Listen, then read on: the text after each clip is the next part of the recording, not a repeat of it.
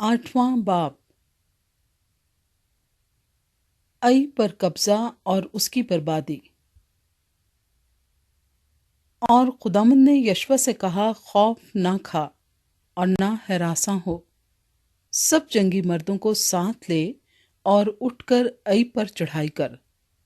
देख, मैंने आई के बादशाह और उसकी रैयत और उसके शहर और उसके इलाके को तेरे कब्जे में कर दिया है। और तू आई और उसके बादशाह से वही करना जो तूने यरहू और उसके बादशाह से किया। फकत वहां के माले गनीमत और चौपायों को तुम अपने लिए लूट के तौर पर ले लेना। सो तू उस शहर के लिए उसी के पीछे अपने आदमी घात में लगा दे। बस यशवा और सब जंगी मर्द आई पर चढ़ाई करने को उठे, और यशवा ने 30,000 मर्द जो जबरदस्त सूरमा थे चुनकर रात ही को उनको रवाना किया, और उनको यह हुक्म दिया कि देखो, तुम उस शहर के मुकाबिल शहर ही के पीछे घात में बैठना। शहर से बहुत दूर ना जाना, बल्कि तुम सब तैयार रहना। और मैं उन सब आदमियों को लेकर जो मेरे साथ हैं शहर के नज़दीक आऊँगा, और ऐसा होगा कि जब वो हमारा सामना करने को पहले की तरह निकल आएंगे तो हम उनके सामने से भागेंगे, और वो हमारे पीछे पीछे निकले चले आएंगे, यहाँ तक कि हम उनको शहर से दूर निकाल ले जाएंगे, क्योंकि वो कहेंगे कि ये तो पहले की तरह हमारे सामने से भागे जाते हैं। सो हम उनके आगे से भागेंगे, और तुम घात में से उठकर शहर पर कब्जा कर लेना, क्योंकि खुदावंद तुम्हारा खुदा उसे तुम्हारे कब्जे में कर देगा। और जब तुम उस शहर को ले लो तो उसे आग लगा देना। खुदावंद के कहने के मुआफिक काम करना। देखो, मैंने तुमको हुक्म कर दिया। और यशवा ने उनको रवाना किया, और वो कमीन गाह में गए और बैतेल और आई के दरमियान आई के मगरिब की तरफ जा बैठे। लेकिन यशवा उस रात को लोगों के बीच टिका रहा।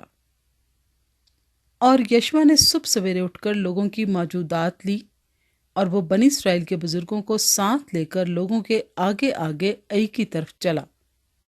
और सब जंगी मर्द जो उसके साथ थे चले, और नज़दीक पहुंचकर शहर के सामने आए और आई के शुमाल में डेरे डाले। और यशवा और आई के बीच एक वादी थी। तब उसने कोई 5,000 मर्दों को लेकर बैतेल और आई के दरमियान शहर के मगरिब की तरफ उनको कमीन गाह में बिठाया। सो उन्होंने लोगों को, यानी सारी फौज को जो शहर के शुमाल में थी, और उनको जो शहर की मगरबी तरफ घात में थे, ठिकाने पर कर दिया। और यशवा उसी रात उस वादी में गया। और जब आई के बादशाह ने ये देखा तो उन्होंने जल्दी की और सवेरे उठे, और शहर के आदमी यानी वो और उसके सब लोग निकलकर मोइन वक्त पर लड़ाई के लिए बनी इस्राएल के मुकाबिल मैदान के सामने आए। और उसे खबर ना थी कि शहर के पीछे उसकी घात में लोग बैठे हुए हैं। तब यशवा और सब इस्राएलियों ने ऐसा दिखाया गोया उन्होंने उनसे शिकस्त खाई, और बियाबान के रास्ते होकर भागे। और जितने लोग शहर में थे वो इनका पीछा करने के लिए बुलाए गए, और उन्होंने यशवा का पीछा किया और शहर से दूर निकले चले गए। और आई और बैतेल में कोई मर्द बाकी ना रहा जो इस्राएलियों के पीछे ना गया हो, और उन्होंने शहर को खुला छोड़कर इस्राएलियों का पीछा किया। तब खुदावंद ने यशवा से कहा कि जो बर्छा तेरे हाथ में है उसे आई की तरफ बढ़ा दे, क्योंकि मैं उसे तेरे कब्जे में कर दूंगा। और यशवा ने उस बर्छे को जो उसके हाथ में था शहर की तरफ बढ़ाया। तब उसके हाथ बढ़ाते ही जो घात में थे अपनी जगह से निकले, और दौड़कर शहर में दाखिल हुए और उसे सर कर लिया, और जल्द शहर में आग लगा दी। اور جب ائی کے لوگوں نے پیچھے مڑ کر نظر کی تو دیکھا کہ شہر کا دھواں آسمان کی طرف اٹھ رہا ہے، اور ان کا بس نہ چلا کہ وہ ادھر یا ادھر بھاگیں، اور جو لوگ بیابان کی طرف بھاگے تھے وہ پیچھا کرنے والوں پر الٹ پڑے۔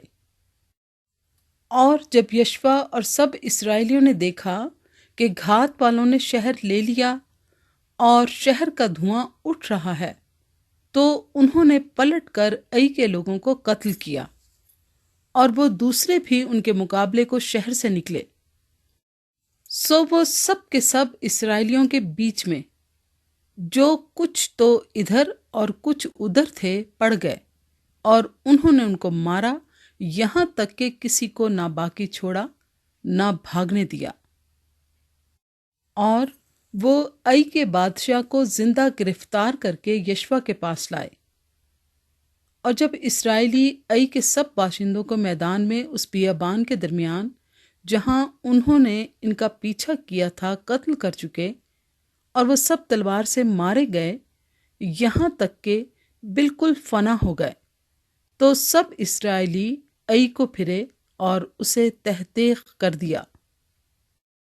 چنانچہ وہ جو اس دن مارے گئے مرد اور عورت ملا کر 12,000 یعنی ائی کے سب لوگ تھے، کیونکہ یشوا نے اپنا ہاتھ جس سے وہ برچھے کو بڑھائے ہوئے تھا نہیں کھینچا، جب تک کہ اس نے ائی کے سب رہنے والوں کو بالکل ہلاک نہ کر ڈالا۔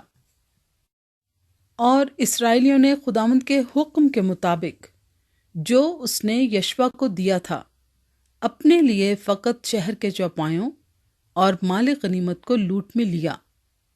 پس یشوا نے ائی کو جلا کر ہمیشہ کے لیے اسے ایک ڈھیر اور ویرانہ بنا دیا جو آج کے دن تک ہے۔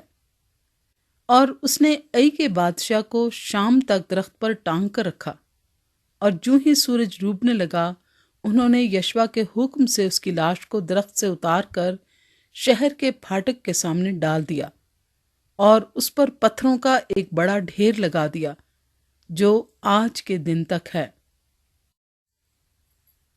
کوہ ایبال پر شریعت کا پڑھا جانا۔ تب یشوا نے کوہ ایبال پر خداوند اسرائیل کے خدا کے لیے ایک مذبح بنایا، جیسا خداوند کے بندے موسیٰ نے بنی اسرائیل کو حکم دیا تھا، اور جیسا موسیٰ کی شریعت کی کتاب میں لکھا ہے۔ یہ مذبح بے کھڑے پتھروں کا تھا جس پر کسی نے لوہا نہیں لگایا تھا، اور انہوں نے اس پر خداوند کے حضور سوختنی قربانیاں اور سلامتی کے ذبیحے گزرانے۔ اور اس نے وہاں ان پتھروں پر موسیٰ کی شریعت کی جو اس نے لکھی تھی سب بنی اسرائیل کے سامنے ایک نقل کندہ کی۔ اور سب اسرائیلی اور ان کے بزرگ اور منصبدار اور قاضی یعنی دیسی اور پردیسی دونوں لاوی کاہنوں کے آگے جو خداوند کے عہد کے صندوق کو اٹھانے والے تھے، صندوق کے ادھر اور ادھر کھڑے ہوئے۔ ان میں سے آدھے تو کوہ گرزیم کے مقابل اور آدھے کوہ ایبال کے مقابل تھے، جیسا خداوند کے بندے موسیٰ نے پہلے حکم دیا تھا کہ وہ اسرائیلی لوگوں کو برکت دیں۔ اس کے بعد اس نے شریعت کی سب باتیں یعنی برکت اور لعنت جیسی وہ شریعت کی کتاب میں لکھی ہوئی ہیں پڑھ کر سنائیں۔